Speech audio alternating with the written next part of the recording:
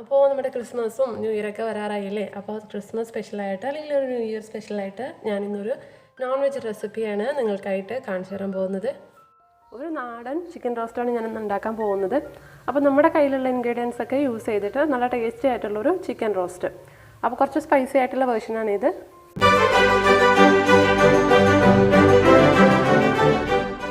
കണ്ടോണ്ടിരിക്കുന്ന എല്ലാവർക്കും സ്വാഗതം. ഞാൻ നീതു.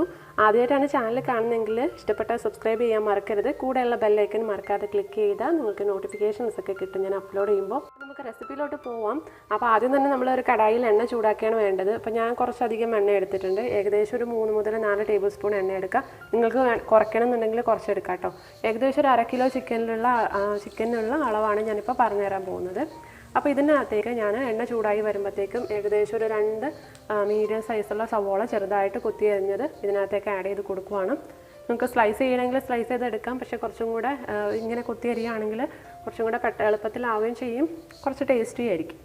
അപ്പോൾ ഇനി ഈ സവോള നമ്മളതൊന്ന് വഴറ്റിയെടുക്കുകയാണ് വേണ്ടത്. നല്ല ഗോൾഡൻ ബ്രൗൺ കളർ ആവുന്നത് വഴറ്റണം. അപ്പോൾ അതിന് വേണ്ടിയിട്ട് ഞാൻ കുറച്ച് ഉപ്പ് ആഡ് ചെയ്തിട്ട് ഇത് വഴറ്റിയെടുക്കാൻ പോവുകയാണ്. അപ്പോൾ പെട്ടെന്ന് നമുക്ക് സവോളയൊക്കെ വഴണ്ട് കിട്ടും നമ്മൾ ഉപ്പ് ആഡ് ചെയ്യുവാണെങ്കിൽ. ഇപ്പോൾ ഒരു കാര്യം ഞാനിവിടെ പറയുകയാണ്, ഞാൻ ചിക്കനകത്ത് കുറച്ച് ഉപ്പും മഞ്ഞളും പുരട്ടി വെച്ചിട്ടുണ്ട്. അപ്പോൾ അതുകൊണ്ട് അതിനനുസരിച്ചിട്ടുള്ള ഉപ്പ്, അങ്ങനെ ചെയ്യുന്നവർക്ക് അതിനനുസരിച്ചിട്ടുള്ള ഉപ്പ് മാത്രം ആഡ് ചെയ്ത് കൊടുത്താൽ മതിയാവും. അപ്പോൾ അത് നമ്മുടെ സവോളയൊക്കെ നന്നായിട്ട് വഴണ്ട് വന്നിട്ടുണ്ട്, നന്നായിട്ട് ഫ്രൈ ആയി വന്നിട്ടുണ്ട്, മുരിഞ്ഞ് വന്നിട്ടുണ്ട്. അപ്പോൾ ഈ ഒരു സമയത്ത് പച്ചമുളകാണ് ആഡ് ചെയ്ത് കൊടുക്കേണ്ടത്. ഞാൻ നല്ല എരിവുള്ള 2 പച്ചമുളക് എടുത്തിട്ടുണ്ട്. ഞാൻ പറഞ്ഞല്ലോ കുറച്ച് സ്പൈസി ആയിട്ടുള്ള വേർഷനാണ് ഞാൻ ഉണ്ടാക്കുന്നത്. അപ്പോൾ പച്ചമുളകിൻ്റെ എണ്ണം നിങ്ങളുടെ എരിവിനനുസരിച്ചിട്ടൊന്ന് അഡ്ജസ്റ്റ് ചെയ്ത് കൊടുക്കാൻ ശ്രദ്ധിക്കുക. ഞാൻ നല്ല എരിവുള്ള 2 പച്ചമുളകാണ് എടുത്തിട്ടുള്ളത്. പിന്നെ കുറച്ച് കറിവേപ്പില ആഡ് ചെയ്തിട്ടുണ്ട്. അതേപോലെ തന്നെ ഏകദേശം 2 ടീസ്പൂൺ ഇഞ്ചി വെളുത്തുള്ളി പേസ്റ്റ് കൂടി ആഡ് ചെയ്തിട്ടുണ്ട്. പിന്നെ ഇത് 3 കൂടി നന്നായിട്ടൊന്ന് വഴറ്റണം. അതിൻ്റെ ഒരു പച്ചമണമൊക്കെ മാറുന്നത് വരെ നമ്മൾ വഴറ്റിയെടുക്കണം. ഇപ്പോൾ ഇതാ പച്ചമണമൊക്കെ മാറിയിട്ടുണ്ട്. ഈ ഒരു സമയത്ത് ലോ ഫ്ലെയിമിലേക്ക് മാറ്റി വയ്ക്കുക, കാരണം നമ്മൾ പൊടികളൊക്കെ ആഡ് ചെയ്ത് കൊടുക്കാൻ പോവുകയാണ്. അപ്പോൾ ഏകദേശം ഒരു 1/2 ടീസ്പൂൺ മഞ്ഞൾപ്പൊടി ചേർക്കുക. പിന്നെ വേണ്ടത് മുളക് പൊടിയാണ്. ഞാൻ കാശ്മീരി മുളക് പൊടി 2 ടീസ്പൂൺ വലിയ സ്പൂണ് ഞാൻ ആഡ് ചെയ്തിട്ടുണ്ട്. അതേപോലെ തന്നെ 2 വലിയ സ്പൂൺ മല്ലിപ്പൊടി കൂടി ആഡ് ചെയ്ത് കൊടുത്തിട്ടുണ്ട്.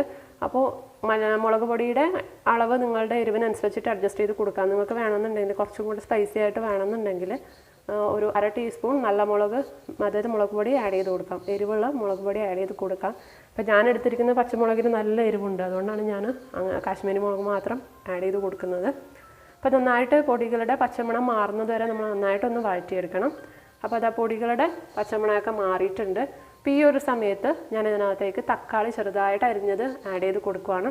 ഞാൻ 2 ചെറിയ തക്കാളിയാണ് ആഡ് ചെയ്തിട്ടുള്ളത്. അത്യാവശ്യം നല്ല പുളിയുള്ള തക്കാളിയാണ് ഞാൻ ചേർത്തിട്ടുള്ളത്. അപ്പോൾ അതുകൂടെ ചേർത്തിട്ട് നമ്മൾ നന്നായിട്ടൊന്ന് വഴറ്റിയെടുക്കണം. ഈ തക്കാളിയൊക്കെ വെന്ത് നന്നായിട്ട് ഉടഞ്ഞ് കിട്ടണം, അതാണ് അതിൻ്റെ പരുവം.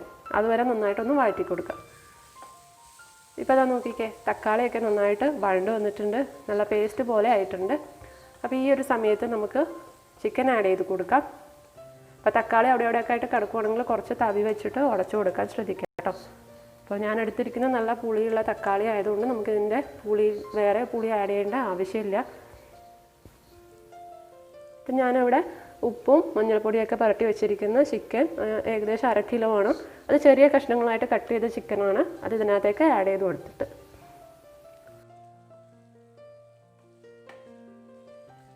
നന്നായിട്ട് മിക്സ് ചെയ്ത് കൊടുക്കാം. ഇപ്പോൾ ചെറിയ കഷ്ണങ്ങളായിട്ട് എടുക്കുന്നതായിരിക്കും നല്ലത്, അതായത് എല്ലോട് കൂടിയിട്ടുള്ള ചെറിയ കഷ്ണങ്ങളാണ് ഇതിന് കുറച്ചും കൂടെ നല്ലത്. അപ്പോൾ നന്നായിട്ടൊന്ന് മിക്സ് ചെയ്ത് കൊടുക്കുക. അപ്പോൾ ഉപ്പൊക്കെ നിങ്ങൾ ചിക്കനിൽ ഇട്ടിരിക്കുന്നതിനനുസരിച്ചിട്ട് വേണം നിങ്ങൾ ഉപ്പൊന്ന് ആഡ് ചെയ്ത് കൊടുക്കാൻ വേണ്ടിയിട്ട്. പക്ഷെ എന്തായാലും നമ്മൾ ചിക്കൻ വേവിക്കുന്ന സമയത്ത് ഉപ്പ് ആഡ് ചെയ്ത് കൊടുക്കുക, ഇല്ലാന്നുണ്ടെങ്കിൽ കഷ്ണങ്ങൾക്കൊന്നും ഉപ്പ് പിടിക്കില്ല. ഇനി നമ്മളിതൊന്ന് അടച്ചു വെച്ച് വേവിക്കണം. ഒരു ലോ ടു മീഡിയം ഫ്ലെയിമിൽ അടച്ചു വെച്ചിട്ട് നന്നായിട്ടൊന്ന് വേവിക്കുക. വെള്ളമൊന്നും ആഡ് ചെയ്യണ്ട. അപ്പോൾ നമ്മൾ ഇടയ്ക്കിടയ്ക്ക് ഏകദേശം ഇതിപ്പോൾ ഒരു 5 മിനിറ്റിന് മുകളിലായി കാണും. അപ്പോൾ ഇടയ്ക്കിടയ്ക്ക് നമ്മൾ മൂടി തുറന്നിട്ടൊന്ന് ഇളക്കി കൊടുക്കാൻ ശ്രദ്ധിക്കുക, കാരണം നമ്മൾ ഇതിനകത്ത് വെള്ളമൊന്നും ആഡ് ചെയ്തിട്ടില്ല. ഇപ്പോൾ ഈ കാണുന്ന വെള്ളമൊക്കെ ചിക്കനിൽ നിന്ന് ഇറങ്ങി വന്നതാണ്. അപ്പോൾ നമ്മൾ വേവിക്കുന്നതിനനുസരിച്ചിട്ട് ചിക്കനിൽ നിന്ന് വെള്ളമൊക്കെ പുറത്ത് വന്നോളും. അപ്പോൾ അതുകൊണ്ട് നമുക്ക് എക്സ്ട്രാ ഒന്നും വെള്ളം ആഡ് ചെയ്യേണ്ട. അപ്പോൾ നമ്മൾ ആകെ ചെയ്യേണ്ടത് ഇടയ്ക്കിടയ്ക്ക് ഒന്ന് മൂടി തുറന്ന് നോക്കിയിട്ട് ഒന്ന് ഇളക്കി കൊടുക്കുക നന്നായിട്ട്. ഇതാ നോക്കിക്കേ, ഏകദേശം ചിക്കനൊക്കെ ഒരു 90% വേവായിട്ടുണ്ട്. ഈ ഒരു സമയത്ത് ഇപ്പോൾ ഇതിനകത്ത് വെള്ളമുണ്ട്. അപ്പോൾ നമ്മൾ ഈ ഒരു സമയത്ത് കുരുമുളക് പൊടി ഇതിനകത്തേക്ക് ആഡ് ചെയ്ത് കൊടുക്കണം. കുരുമുളക് പൊടി എന്ന് പറയുമ്പോൾ തരിതരിപ്പായിട്ട് പൊടിച്ചെടുത്ത കുരുമുളക് പൊടിയാണ് നല്ലത്. അപ്പോൾ അതാണ് നല്ല കൂടുതൽ ടേസ്റ്റ് കൊടുക്കുന്നത്. അപ്പോൾ ഞാൻ ഏകദേശം 1/2 ടീസ്പൂൺ ആഡ് ചെയ്തിട്ടുണ്ട്. അപ്പോൾ നല്ല എരിവുള്ള കുരുമുളക് പൊടിയാണ് ഞാൻ എടുത്തിട്ടുള്ളത്. അതുകൊണ്ട് നിങ്ങൾ കയ്യിലുള്ള എരിവിനനുസരിച്ചിട്ട് നിങ്ങൾ ആഡ് ചെയ്ത് കൊടുക്കുക. പിന്നെ വേണ്ടത് ഗരം മസാലയാണ്. ഞാൻ ഏകദേശം 1 ടീസ്പൂൺ ഗരം മസാല ഞാൻ ആഡ് ചെയ്തിട്ടുണ്ട്. എന്നിട്ട് നന്നായിട്ടൊന്ന് മിക്സ് ചെയ്ത് കൊടുക്കുക. അപ്പോൾ അതാ ഏകദേശം ഒരു 2 പൊടികൾ ആഡ് ചെയ്തിട്ട് ഞാൻ ഏകദേശം ഒരു 2-3 മിനിറ്റ് ഞാനൊന്ന് തുറന്ന് വെച്ചിട്ട് ഇതൊന്ന് വേവിച്ചിട്ടുണ്ട്. അപ്പോൾ തന്നെ വെള്ളമൊക്കെ ഒന്ന് കുറുകി വന്നിട്ടുണ്ട്. അപ്പോൾ ഈ ഒരു സമയത്ത് നിങ്ങൾ ടേസ്റ്റ് ചെയ്ത് നോക്കുക. ഉപ്പ് കുറവാണെന്നുണ്ടെങ്കിൽ ആഡ് ചെയ്ത് കൊടുക്കാം. അതേപോലെ തന്നെ പുളി കുറവാണെന്ന് തോന്നുവാണെങ്കിൽ നിങ്ങൾക്ക് ഈ ഒരു സമയത്ത് ഒരു ചെറുനാരങ്ങയുടെ പകുതിയുടെ നീര് ആഡ് ചെയ്ത് കൊടുക്കാം. അപ്പോൾ ഞാൻ എടുത്തിരിക്കുന്ന തക്കാളിക്ക് ഞാൻ പറഞ്ഞല്ലോ നല്ല പുളി ആയതുകൊണ്ട് ഞാൻ അതിനകത്തേക്കൊന്നും ആഡ് ചെയ്യുന്നില്ല. അപ്പോൾ നിങ്ങൾ ടേസ്റ്റ് ചെയ്ത് നോക്കിയിട്ട് ആഡ് ചെയ്ത് കൊടുക്കാം കേട്ടോ. അപ്പോൾ അത് നന്നായിട്ടൊന്ന് മിക്സ് ചെയ്ത് കൊടുക്കാം. അപ്പോൾ ഞാൻ ടേസ്റ്റ് ചെയ്തപ്പോൾ എല്ലാം കറക്റ്റാണ്, ഉപ്പും എരിവൊക്കെ കറക്റ്റാണ്. പിന്നെ നമ്മളിതൊന്ന് റോസ്റ്റ് ചെയ്തെടുക്കുകയാണ് വേണ്ടത്. അപ്പോൾ ഫ്ലെയിം ഒന്ന് ഹൈ ഫ്ലെയിമിലേക്ക് ഇട്ട് കൊടുക്കുക. മീഡിയം ടു ഹൈ ഫ്ലെയിമിലേക്ക് ഇട്ട് കൊടുത്തിട്ട് നന്നായിട്ടൊന്ന് റോസ്റ്റ് ചെയ്തെടുക്കുക.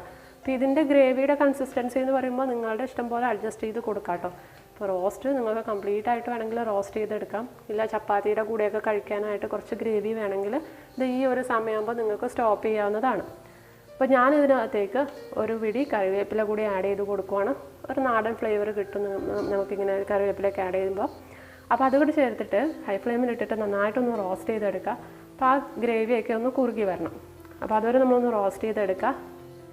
അപ്പോൾ നല്ല മണമാണ്. അപ്പോൾ നമ്മൾ റോസ്റ്റ് ചെയ്തെടുത്ത ചിക്കൻ റെഡി ആയിട്ടുണ്ട്. അപ്പോൾ നിങ്ങളിതെല്ലാവരും ഒന്ന് ട്രൈ ചെയ്ത് നോക്കണം. ഇപ്പോൾ ക്രിസ്മസിനോ ന്യൂ ഇയറൊക്കെ സ്പെഷ്യലായിട്ട് നോക്കി ചിക്കൻ റോസ്റ്റ് ഉണ്ടാക്കി നോക്കുക. നല്ല ടേസ്റ്റിയാണ്. നമ്മുടെ കയ്യിലുള്ള ഇൻഗ്രീഡിയൻസ് യൂസ് ചെയ്തിട്ട് ഉണ്ടാക്കാവുന്നതേ ഉള്ളൂ. അപ്പോൾ എല്ലാവരും ട്രൈ ചെയ്ത് നോക്കിയിട്ട് നിങ്ങളുടെ അഭിപ്രായങ്ങളൊക്കെ താഴെ കമൻറ്റിൽ അറിയിക്കണം കേട്ടോ.